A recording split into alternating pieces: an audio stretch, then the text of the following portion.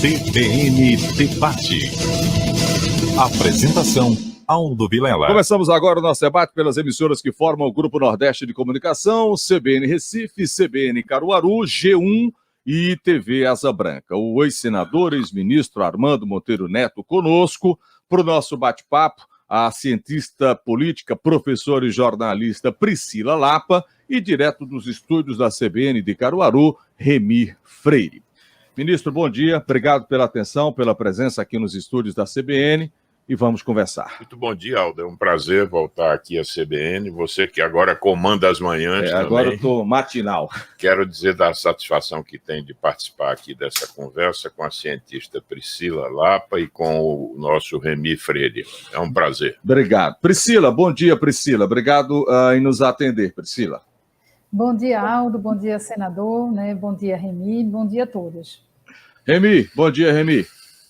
Bom dia, Aldo. Bom dia, senador. Bom dia, Priscila. E bom dia a todos os ouvintes. Vamos ter uma boa conversa, até porque o ex-senador ministro Armando Monteiro Neto fala sobre tudo, entende de tudo, e é bom a gente fechar a semana ouvindo ele.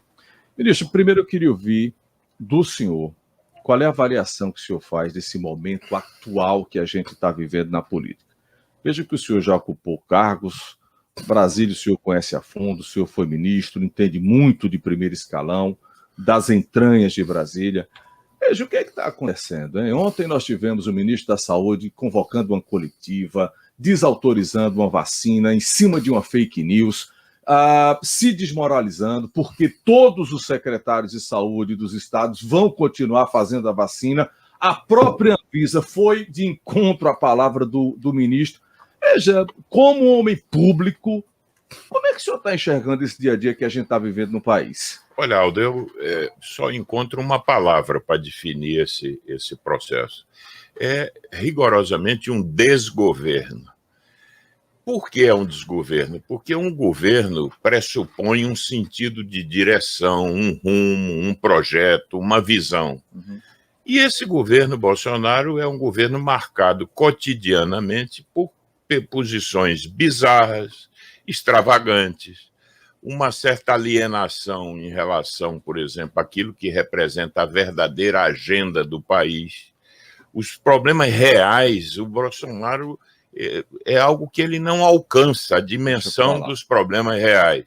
E aí nós desperdiçamos muita energia com discussões que são adjetivas, que não estão longe de representar a discussão dos verdadeiros problemas do país. E aí o que é que temos? Na economia, um grande desajuste, um grande desarranjo, inflação. O Brasil vive agora, Aldo, uma situação de inflação de 2 dígitos, que é algo que, por exemplo, o IPCA de agosto foi o maior dos últimos 21 anos. E, por outro lado, em áreas importantes hoje, o país está com uma péssima imagem. Quando você sai do Brasil e vai lá fora, verifica que o Brasil vive um momento muito ruim em termos de imagem. Uhum. Né? Nós temos aí essas questões ligadas à área ambiental, tivemos muitos problemas na própria condução da política externa. Isso. E na crise da pandemia, na gestão da crise, não precisa dizer nada, porque o que aconteceu foi uma condução desastrada, desastrosa desse processo. Agora, o ministro, claro que a ligação do primeiro escalão, dos ministros com o presidente, ela é direta, mas o próprio ministro Queiroga disse ontem que, logo após, que a atitude dele de fazer aquela coletiva foi embasada pelo pedido do presidente. O presidente foi e pediu para suspender a vacina para poder investigar. Isso não passa a ideia de que existe hoje um claro idolatrismo por parte de quem faz parte aí do primeiro escalão do presidente? Olha, eu sempre entendi que você pode ser ministro sem ter uma posição subalterna. O bom ministro é aquele que, ainda que tendo lealdade ao governo, exatamente por conta dessa lealdade, você tem que ter uma postura, você tem que dizer verdadeiramente o que é que o que é que representa para você a condução adequada. Eu lamento que o ministro da Saúde possa ficar numa posição tão subalterna, tão submissa, numa área que não comporta esse tipo de coisa. Se existe uma área onde não dá para você flexibilizar, é a área de saúde. Então, esse ministro, infelizmente, lamento, é um nordestino, um paraibano, que deveria ter uma postura mais altiva, mais firme, mais profissional. Então, desacerto talvez seja essa palavra do governo hoje. Desgoverno, falta de rumo. Tá certo. Priscila Lapa. Senador, ministro, né, um prazer poder conversar novamente, né, em outras ocasiões já podemos debater, é sempre muito bom aprender com o senhor.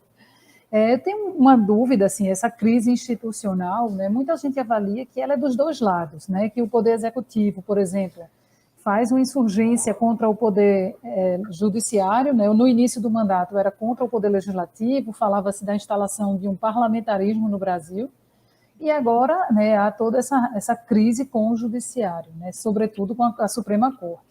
Na percepção do senhor, pela sua experiência política, assim, a Suprema Corte estaria cumprindo o seu papel e estaria, talvez, só apenas reagindo às provocações que vêm sendo feitas, ou é hora dos dois fazerem um pouco da sua parte, né? Há excessos da parte do Supremo Tribunal Federal também? Priscila, primeiro é um prazer poder debater com você, conversar com você. Eu diria a você o seguinte, as instituições têm funcionado, esse sistema de freios e contrapesos que representa algo tão importante para o equilíbrio do sistema democrático, embora eu reconheça que existe aqui e acolá alguns excessos. Mas eu queria dizer de forma clara que, para mim, o Poder Judiciário vem se constituindo numa barreira ou num anteparo para esses excessos e eu diria que essa postura autoritária e atitudes que eu diria que até golpistas do governo Bolsonaro.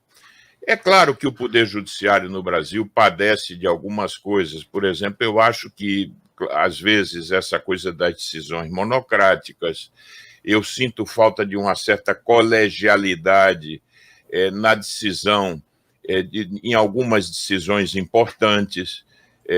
Acho que os ministros terminam atuando como atores públicos e políticos. Eu gostaria de ver uma Suprema Corte numa posição de maior contenção, mas vejo que ela está sendo, o Poder Judiciário está sendo sobrecarregado. Por quê? Porque do lado do Legislativo e da classe política, a classe política tem judicializado demais, tem provocado o Supremo recorrentemente para tentar, vamos dizer, uma espécie de terceiro turno das decisões legislativas.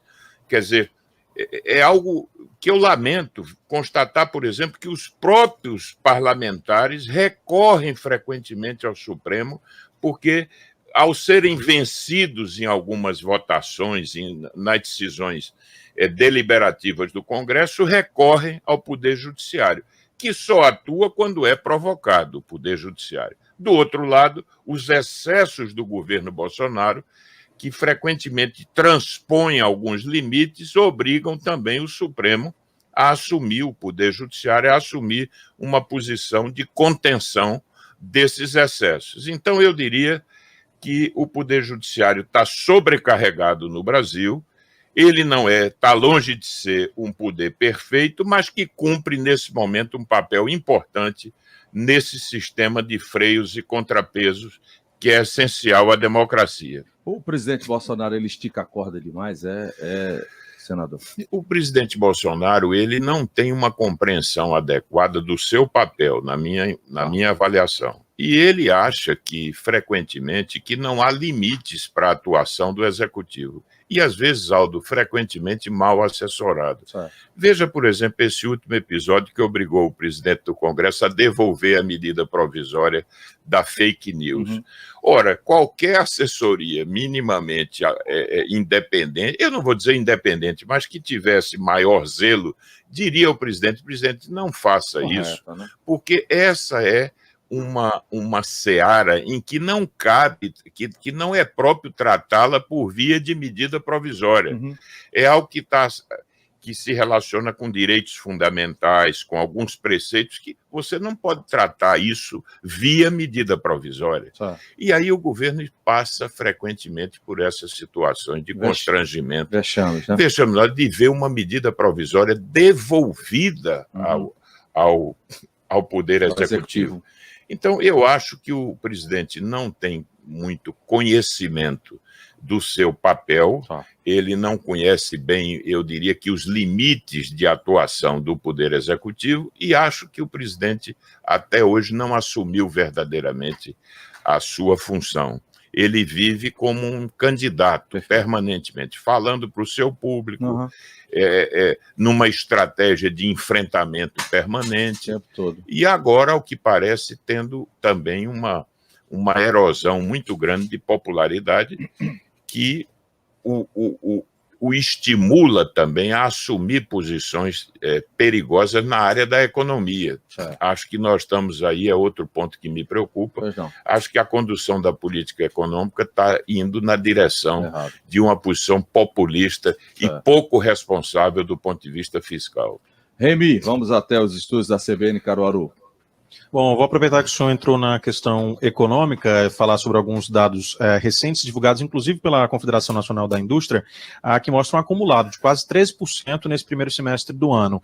Quando a gente vai para a questão da confiança do setor da indústria, há também, apesar de um agosto nulo, né, uma sequência de 13 meses seguidos com alta na confiança. Nesse cenário, é claro que a instabilidade econômica, na verdade política, atrapalha o cenário econômico, mas há índices positivos em relação à produção industrial aqui em todo o país, senador. Nesse sentido, eu recordo que em 2015 o cenário político ele foi muito mais grave e muito mais impactante no cenário econômico, inclusive com uma produção histórica de queda na casa dos 8%. Como é que o senhor faz o comparativo naquele ano de 2015, exatamente quando o senhor entrou nesse fogo ao assumir o ministério, para esse patamar que estamos hoje na questão política e o impacto que se gera na questão econômica?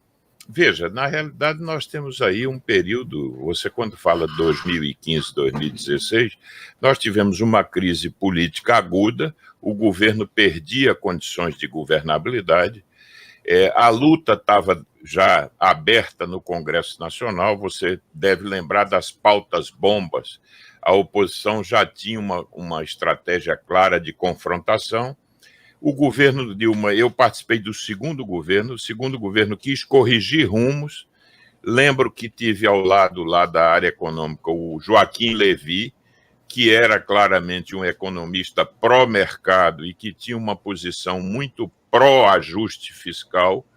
Então houve um esforço do governo de corrigir rumos, mas havia uma luta aberta e isso impôs custos muito elevados à própria política econômica. Eu tive oportunidade de, mesmo nessa quadra difícil, dar uma contribuição.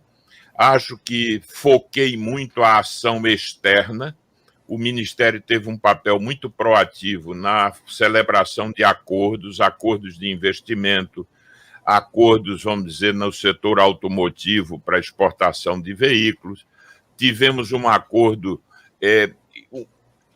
inédito de convergência regulatória com os Estados Unidos, fizemos o primeiro acordo na área de compras públicas aqui na América Latina, lançamos o Plano Nacional de Exportações, porque naquela hora o canal externo era a melhor forma de tentar ativar a economia, mas reconheço que foi uma quadra muito difícil.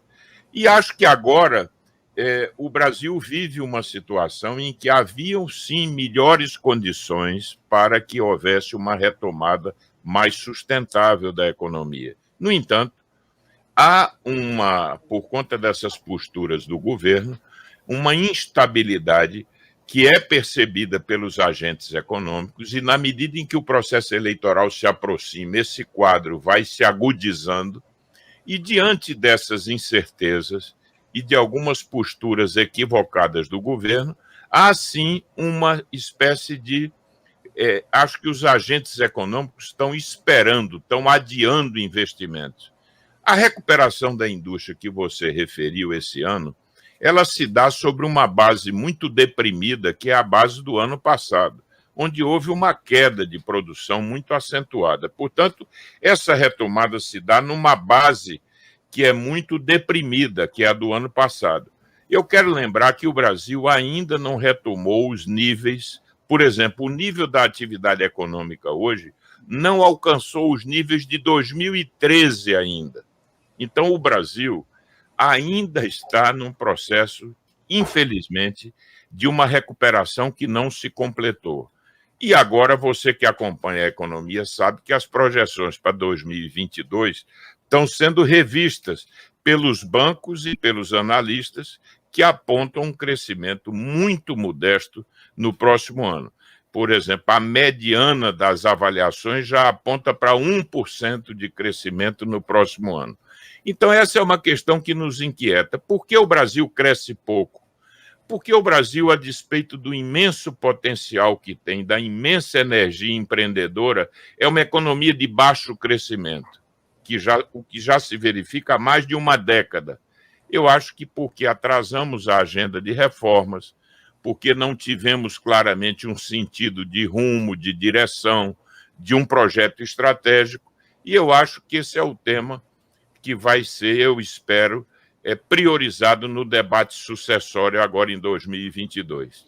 Ô, senador, antes de eu passar para a Priscila, eu queria ouvir o senhor o seguinte. O senhor, como estudioso aí de pesquisa, ontem a gente teve Datafolha, certo? E o Datafolha mostra, como o senhor disse aí, uma desidratação popular do presidente Bolsonaro. Agora, tem um dado do Datafolha que me chamou a atenção, que é o seguinte: quando a pesquisa vai para o empresariado, para o empresário, o Bolsonaro ele tem praticamente o triplo da intenção de voto em relação ao Lula. Quando vai para quem ganha mais de 10 salários mínimos, o Bolsonaro também tem quase o dobro. Quando você inverte isso para os mais pobres, aí o Lula termina descolando bem. Enfim, o rico está com o Bolsonaro e o pobre está com o Lula, é? Olha, parece que sim, porque esse dado é um dado que é estratificado e, portanto, não me cabe aqui questioná-lo. Uhum.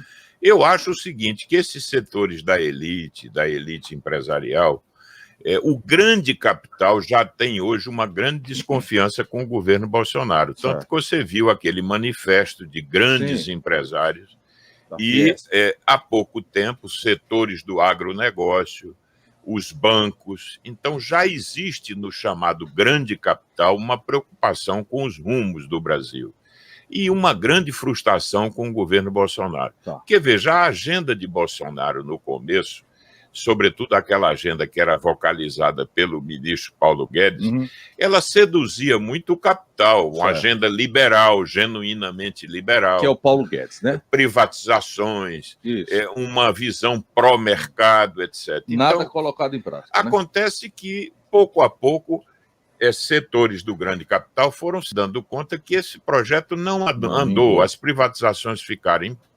empacadas, a política econômica sem um rumo claro. Você veja, por exemplo, agora, o governo que falava tanto em não aumentar a carga tributária, eleva o IOF para fazer o financiamento da ampliação do programa Bolsa Família. A proposta de reforma tributária é uma proposta fatiada, sem organicidade, foi alterada no caso do imposto de renda. No que diz respeito ao tributo de consumo, não avançou. Então, o empresário foi pouco a pouco se dando conta de que o Brasil não tem um rumo claro também na economia. Agora, os setores médios do empresariado, esses sim ainda estão com o presidente Bolsonaro. Embora muitos aguardem essa perspectiva de uma via alternativa que possa surgir. Ao que tudo indica, essa polarização está quase cristalizada. Quase, eu digo quase porque é algo que ainda pode mudar. Tem tempo.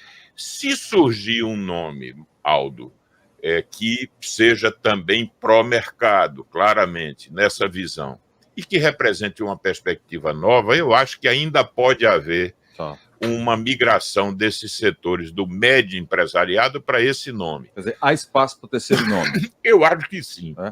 Eu acho que, pelos dados que eu vi de pesquisa, o presidente Lula tem rejeição também elevada e o presidente Bolsonaro também. Agora, acho que não é fácil hoje dentre as opções que estão postas, você ter um nome que venha a se Para ter uma afirmar. migração de voto. Eu né? acho que eu não considero que seja impossível, mas dizer, considero que não é tão provável. Os que não querem Lula e os que não querem Bolsonaro estão à espera de quem chega. Né? À espera de quem chega. E nesse momento não está tem ninguém que fácil tá chegando. identificar isso.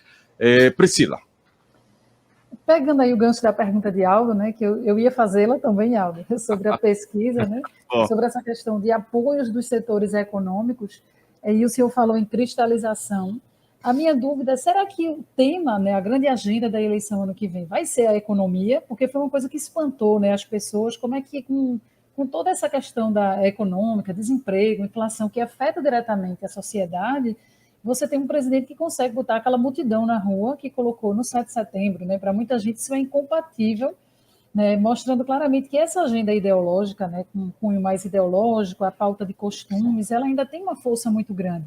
A maior parte dos manifestantes que foram às ruas em São Paulo, por exemplo, disseram que estavam ali contra o STF, contra as decisões do ministro Alexandre de Moraes, muito mais do que contra, né, pesando inflação e todas essas questões. Então, será que a dificuldade de uma terceira via é porque a agenda da eleição não será econômica, será novamente, assim como foi em 2018, prioritariamente outras pautas ligadas ao combate à corrupção, né, e ligada a essas outras agendas, ou ainda é cedo para a gente fazer essa projeção? Só para ilustrar, viu, senador Priscila, os protestos foram no dia 7 e a pesquisa ela rodou de 13 a 15. Né? Então ela já colou, né? Já tem. Pois não. Eu acho difícil, Priscila, já dizer que essa pauta que está mais associada a questões, vamos dizer, dessa pauta conservadora nos costumes, ou ainda essa visão de confrontação dos poderes, e eu diria um sentimento, vamos dizer, que existe em setores da população brasileira de certo desencanto com a ordem democrática, uma visão absolutamente equivocada, mas que há setores na sociedade que defendem hoje uma postura de um governo de força, de um governo autoritário. Eu acho que esses setores são amplamente minoritários. O que há é que esses segmentos têm indiscutivelmente uma capacidade de mobilização maior. Veja que, por exemplo, nesse momento, até em decorrência daquela coisa das fake news, há toda uma preocupação com relação à identificação das fontes de financiamento desses movimentos. Eu acho que isso é algo muito bem orquestrado, acho que há todo um esquema de financiamento por trás disso, e esses setores médios têm uma capacidade de mobilização maior, de mobilizar meios, de poder se deslocar, de ter mobilidade e tal. Então, eu acho que essa presença tão expressiva do setor bolsonarista em alguns movimentos, especialmente no dia 7 de setembro, não se constitui, a meu ver, numa indicação muito clara de que o debate em 2022 vai estar centrado nessas questões. Eu acho que, para a larga maioria da população brasileira, as questões estarão muito mais ligadas a essa agenda real. O desemprego, a inflação, não é? A ausência, vamos dizer, de uma perspectiva, o problema, vamos dizer, de hoje que a gente percebe que é um aumento da pobreza no país, é lamentável, mas se constata que hoje o Brasil tem quase 20 milhões de pessoas que estão hoje claramente na linha de pobreza aguda, de pobreza extrema. Eu acho que essa será a pauta, embora reconheça que existem setores minoritários da sociedade brasileira que valorizam mais essa outra pauta que eu referi. Remy, por favor, sua pergunta. Bom, senador, nesse sentido de comparação com o ano de 2018, nas últimas eleições, quando essas pautas ideológicas também existiam, o senhor fala sobre esse candidato pró-mercado para as eleições de 2022. Aí eu recordo que massivamente o apoio do mercado não foi para nenhum dos candidatos na época, nem Fernando Haddad e nem o então candidato presidente Jair Bolsonaro, e na verdade iria se a gente fosse colocar, principalmente para o candidato Geraldo Alckmin, que acabou não representando a um grande apoio, tendo, né, um grande apoio popular. Nesse sentido, o senhor não acredita que mesmo que a gente tenha pautas importantes como o desemprego, a inflação, essa questão do aumento da linha de pobreza, essa pauta ideológica não vai sobrepor, até reforçando aqui a pergunta da doutora Priscila? Não acredito não que ela vá se sobrepor. Em qualquer avaliação que se faça, o tema ideológico ele é sempre algo apropriado por setores minoritários da população. Eu diria que a ideologia é um certo luxo para largos setores da população brasileira. E se há uma ideologia em alguns setores, é a da sobrevivência. Quer dizer, a questão ideológica, ela se coloca mais para alguns segmentos médios da população brasileira. Não é, nem de longe, uma pauta dominante no conjunto da sociedade. Agora, o melhor candidato, e você falou de Alckmin, que é um homem público, por quem eu tenho o maior respeito, é preciso que o candidato possa se comunicar com o conjunto da população. É preciso que ele entusiasme, que ele motive, que ele tenha capacidade de mobilização. Não é o fato dele apenas vocalizar a agenda do bom senso, a agenda mais adequada. Ele precisa seduzir, ele precisa falar para a maioria, ele precisa ter a capacidade de poder conquistar a população.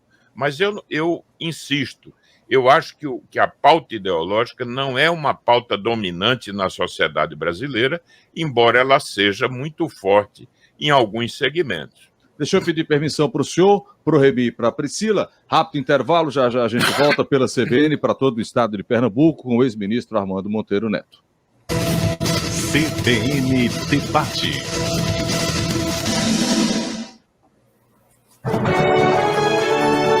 Daqui a pouco, ao meio-dia, notícias por inteiro no meio do dia, no CBN Brasil. Conforto e bem-estar na medida dos seus sonhos. Conheça os lançamentos Finger Móveis planejados. Acesse finger.ind.br. Olá pessoal, aqui é Écio Costa, sou economista e tenho uma dica para você. Mude a sua forma de consumir energia com a Insole, uma empresa de energia solar com um modelo inovador de financiamento próprio que traz economia direta ao seu negócio e não compromete o seu crédito bancário.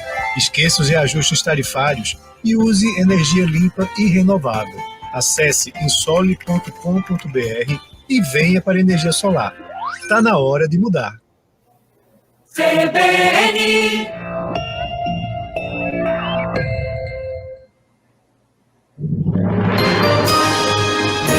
Repórter CBN.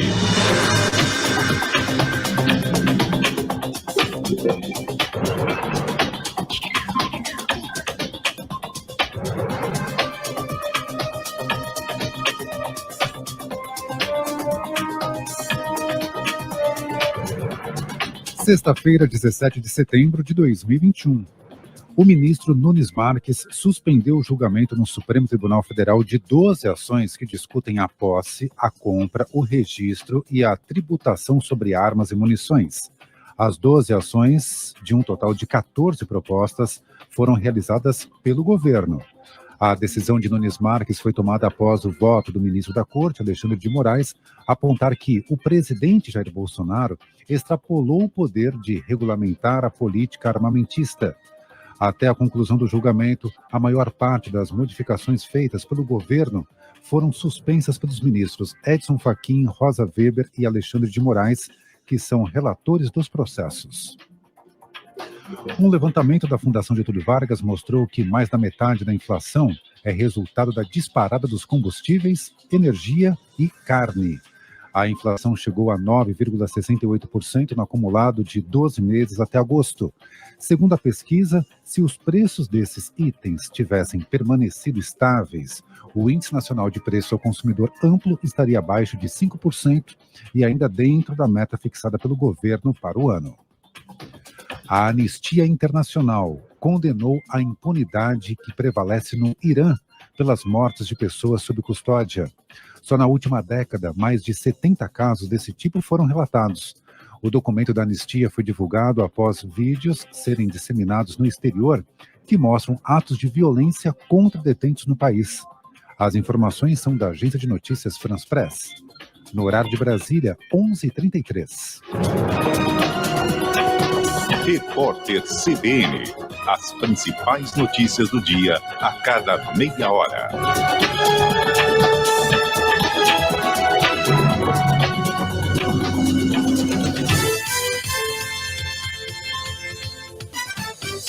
Estúdio CBN. Suas tardes mais leves com uma pitada de música, cultura, cidades. Um programa diferente com a sua participação. Estúdio CBN. Das 2 às 4 da tarde. Apresentação: Mário Neto e Daniele Monteiro. CBN Recife. A rádio que toca notícia. Que tal um expresso São Brás Coffee Shop depois do almoço? Ou que tal um almoço antes do expresso? O São Brás Coffee Shop está sempre surpreendendo. Agora tem pratos executivos no almoço, opções com frango, carne e camarão. E tem mais, tem delivery que leva todas as delícias do nosso cardápio até a sua casa. É só pedir no iFood. Visite nossas redes sociais e confira todos os detalhes dessas duas novidades. São Brás Coffee Shop, com você em todos os momentos. Arrasa em qualquer balada, gostosa nesse passinho. Com ela não tem festa errada, com Pitu Cola ninguém tá sozinho. Mistura perfeita pra quem quer causar, Pitu Cola e você vai bombar. Chegou, pegou, brindou, tomou. Pitu Cola, cola, nossa festa cola. Pitu Cola, a galera cola. Pitu Cola, cola, essa onda cola. Chegou, você cola em Pitu Cola. Beba com moderação. Que tal trocar de carro agora? Visite a São Paulo Veículos e veja que seu sonho é possível. A São Paulo Veículos sempre tem uma oferta que cabe no seu bolso. Se é para financiar, trabalhamos com os principais bancos. Temos taxas diferenciadas para você e aceitamos seu usado na troca. São Paulo Veículos, Avenida Recife 1600. Shopping do Automóvel em Biribeira e nas redes sociais. São Paulo Veículos, o melhor para você.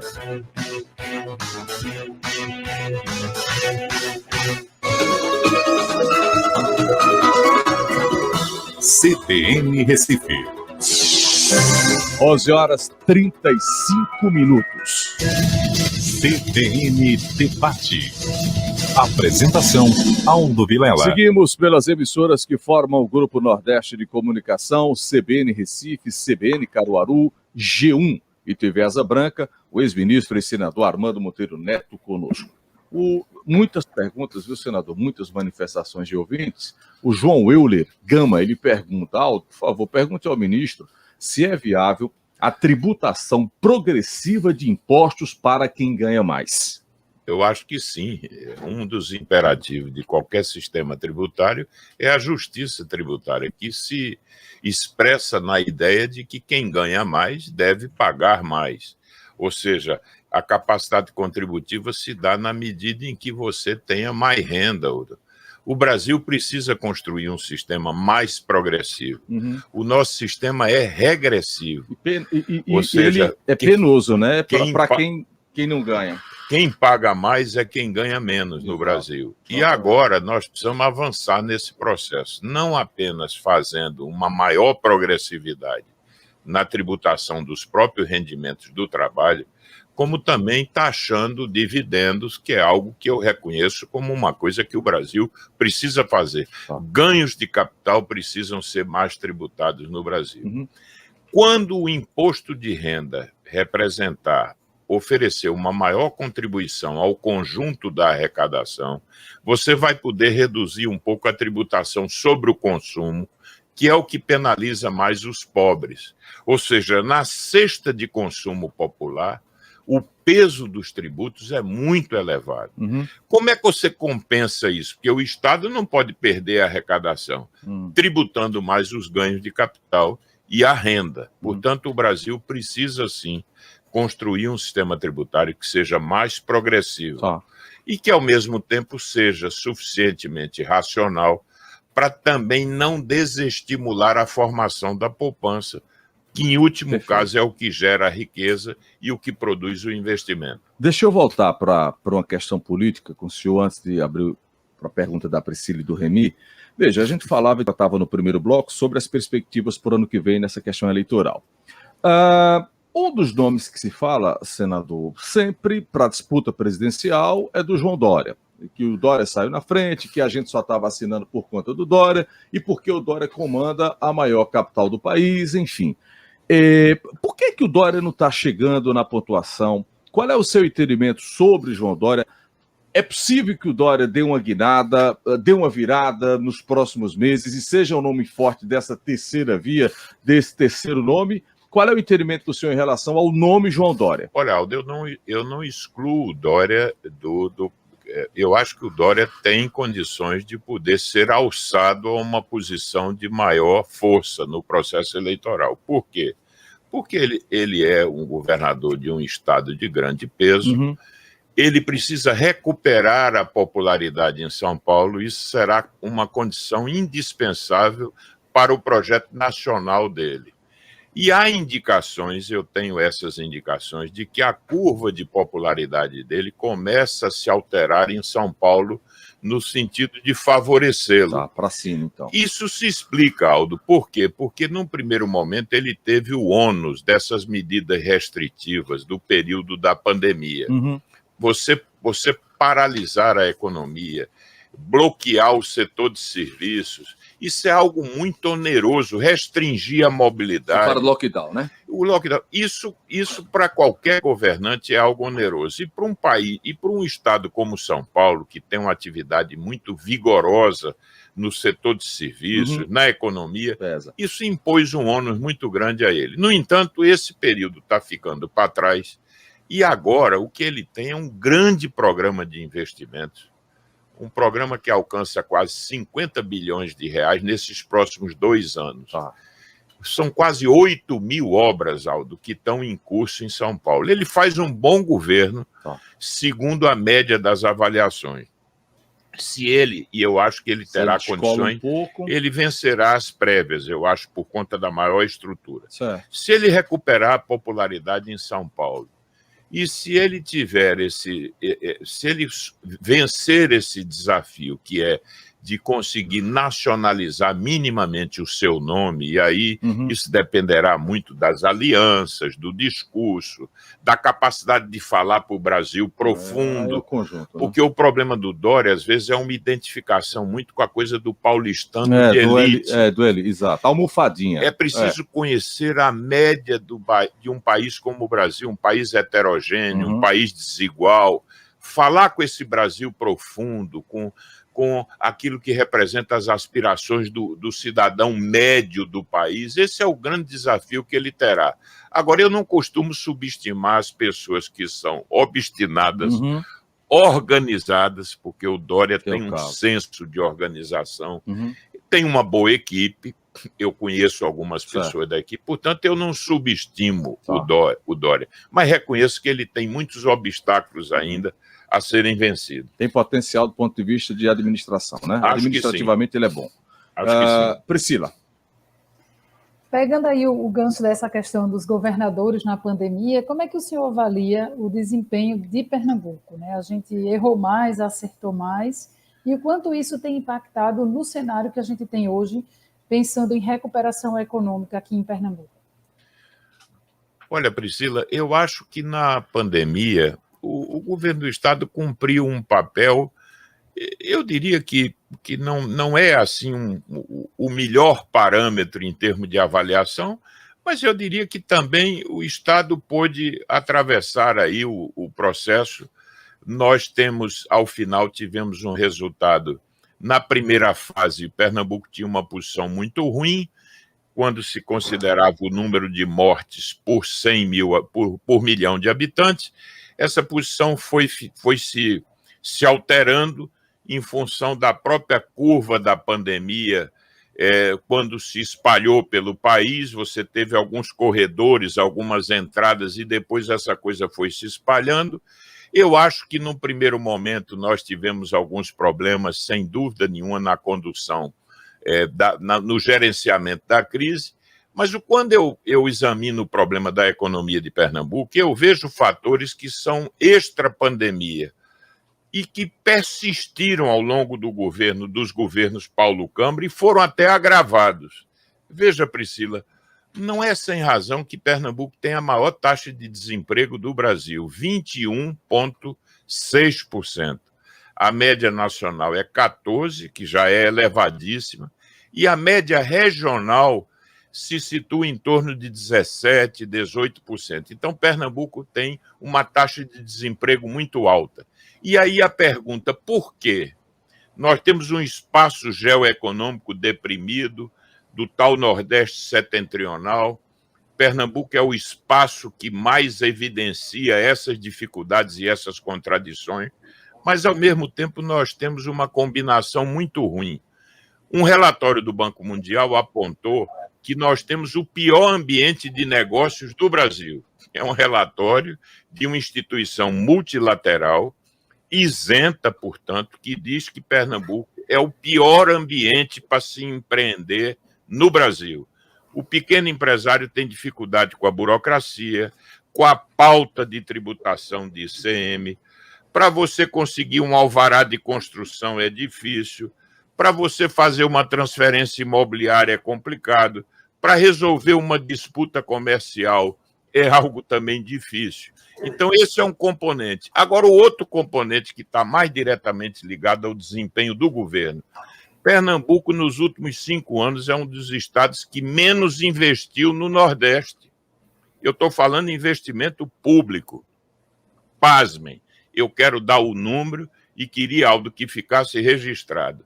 Nos últimos 5 anos, Pernambuco investiu 4,5 bilhões, uma média de 900 milhões por ano, nos últimos 5 anos. O Ceará investiu 11 bilhões e 400 milhões de reais, mais de 2 bilhões e 200 em termos médios. A Bahia investe mais do que Pernambuco, mas o que surpreende, nos últimos 2 anos, em 2019 e 2020, Alagoas, o Maranhão investiram mais do que Pernambuco. Então, quando você combina um mau ambiente para o empreendedor e uma baixa taxa de investimento do governo do Estado, que significa menos dinheiro para infraestrutura, para consertar a estrada, para realizar a pequena obra que ativa o emprego no interior, o resultado disso é essa taxa de desemprego altíssima. E aí, para fechar, veja que coisa estranha. Isso é algo inédito na minha experiência como homem público. O governo do Estado só anuncia um plano de desenvolvimento no último ano do governo. Eu já vi o governante anunciar um plano de desenvolvimento no início do governo, mas no último ano do governo há o anúncio de um plano de retomada do desenvolvimento. É algo estranho. A pergunta é, por que quem teve tanto tempo não fez? Veja o problema, Aldo, das estradas. Você anda aí por Pernambuco. É um quadro terrível, o quadro que você tem hoje do sistema viário em Pernambuco. Então, eu, lamentavelmente, constato que os problemas estruturais da economia de Pernambuco não foram sequer arranhados no sentido de corrigir esses desajustes nos últimos governos, especialmente nos 2 governos do atual governador. Remy, por favor, Remy. Bom, senador, eu queria voltar a falar sobre as prévias do PSDB, marcadas agora para o mês de novembro. 4 nomes se colocam à disposição do partido, né? O João Dória, governador de São Paulo, o governador do Rio Grande do Sul, Eduardo Leite, além do ex-prefeito de Manaus, Arthur Vigílio, e Tasso Gereissati, né, ex-governador e atual senador pelo Ceará. Tasso Gereissati até já declarou que deve se aposentar e não deve disputar nenhum cargo público no ano de 2022. Então, não acredito que em algum momento ele deve apresentar o apoio a um dos candidatos. E recentemente o senhor esteve com 2 deles, que seriam os 2 principais, Eduardo Leite e João Dória, aqui em visita a Pernambuco, na cidade de Caruaru. Nesse sentido, há pouco o senhor falava sobre um possível... saindo na frente aí João Dória, né, marcando pontos dentro do partido, mas nesse sentido o Estado de Minas Gerais, o bloco, né, do PSDB, declarou apoio à figura de Eduardo Leite. O Rio Grande do Sul também já declarou apoio nesse sentido. E a executiva do próprio PSDB em São Paulo vem se dividindo quanto ao nome de João Dória. E eu pergunto, como é que o senhor avalia hoje essa possibilidade de uma candidatura de Eduardo Leite dentro do partido em uma eventual disputa à presidência da República no próximo ano? Bom, a primeira coisa que eu queria deixar registrada é que eu tenho muito respeito pelo Eduardo Leite. Acho que é um grande quadro da política brasileira, muito jovem ainda, 36 anos, fez um governo, eu diria que transformador no Rio Grande do Sul. Quem conhece o Rio Grande do Sul sabe que é um estado que padece há muito tempo de um grande desajuste nas suas contas públicas. Deve muito, né? Ele tomou medidas corajosas, ele fez uma reforma da Previdência, ele fez uma reforma administrativa. É um grande quadro. Acho que tem futuro, mas, na minha avaliação, o Dória tem mais condições de ganhar as prévias. Eu não quero antecipar, mas, segundo a avaliação que tenho, o Dória tem melhores condições de ganhar as prévias. Vamos aguardar. Eu, por exemplo, me sentiria contemplado como hoje filiado do PSDB. Se vier a ser o Eduardo ou o Dória, eu me sinto contemplado com ambos. Acho que são dois homens públicos que têm valor. Lamento que o senador Tasso Gereissati não mantenha a sua inscrição nas prévias, porque esse é um homem público que eu conheço há muitos anos, respeito. Acho que é um dos melhores homens públicos do país. Fui colega dele no Senado, mas é lamentável, mas temos que considerar que ele não está, ao que parece, disposto a continuar no processo. Portanto, vamos aguardar esse desfecho. Eu acho que é uma experiência interessante para o partido se mobiliza, o partido se revitaliza com as prévias, na minha avaliação, e vamos ver o que é que vai resultar delas. Volto a dizer, na minha avaliação, hoje o Dória tem mais chance de se consagrar como candidato do PSDB.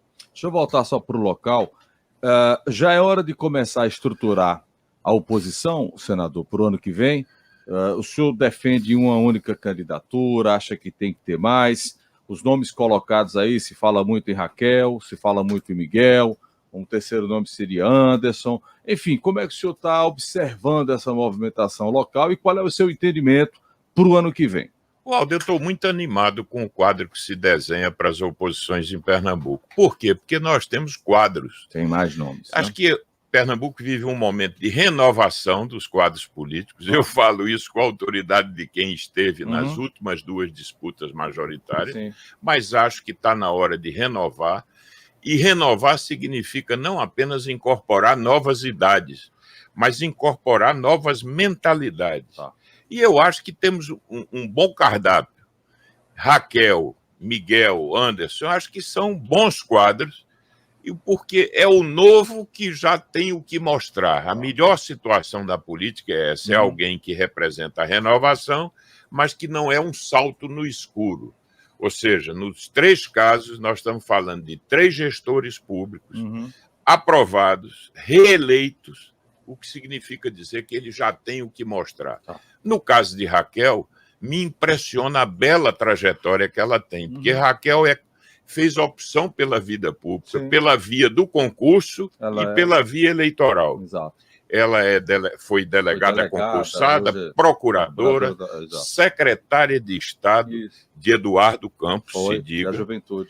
Deputada estadual, teve uma experiência no Legislativo e agora gestora de um dos mais importantes municípios de Pernambuco, reeleita. E mulher, eu tenho um sentimento de que ela é o quadro que se apresenta como mais competitivo. Agora, entendo que, por circunstâncias que estão até ligadas à questão dos palanques nacionais, é possível que tenhamos mais de uma candidatura no nosso campo. Eu acho que isso é possível. E não vejo isso como um problema, Aldo. Eu vejo, às vezes, umas comparações inadequadas com a eleição de 20, a eleição municipal. Sim. Porque em 20 existiam 2 candidaturas à esquerda com força. Sim.